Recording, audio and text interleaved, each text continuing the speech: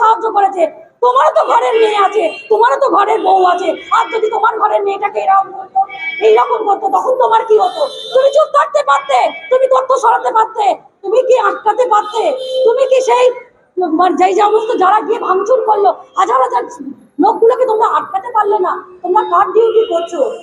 তবে দুঃখের বিষয়, আজকে যারাই যে স্তরে থাকুক প্রত্যেকে কিন্তু কষ্ট করতে হয়। আর যারা বর্ডারে থেকে আমাদেরকে সুরক্ষা দান করছে তাদেরও যদি একবার কাহিনীগুলো শোনা যায়, দেখবে যে তারাও কতটাই কষ্ট হয়, তাদেরও কতটা কষ্ট হয়। তারা ফ্যামিলি ছেড়ে বর্ডারে আমাদের জন্য আমাদের জন্য গার্ড দিচ্ছে, আমাদের জন্য তারা দিন রাত কে বরফের মধ্যে ঢেকে রয়েছে, কে গরমের মধ্যে দাঁড়িয়ে আছে।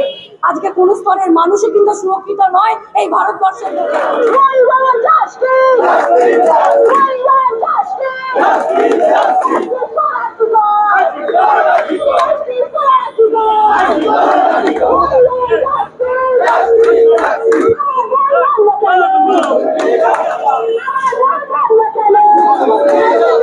একটা রাজনৈতিক নাটক দেখছি। মমতা বন্দ্যোপাধ্যায় বারবার নেমে বলছেন যে কেউ এটা নিয়ে রাজনীতি করবেন না। শাসক দলের বড় বড় নেতা মন্ত্রীরা টুইটারে হ্যান্ডেলে পোস্ট করে বলছেন কেউ এটা নিয়ে রাজনীতি করবেন না। বলি, রাজনীতি তো আপনি শুরু করেছেন, কারণ আপনি দায়িত্বপ্রবণ স্বাস্থ্যমন্ত্রী, রাজ্যের মুখ্যমন্ত্রী, রাজ্যের পুলিশ মন্ত্রী হওয়া সত্ত্বেও আপনি প্রথম রাস্তায় নেমে বললেন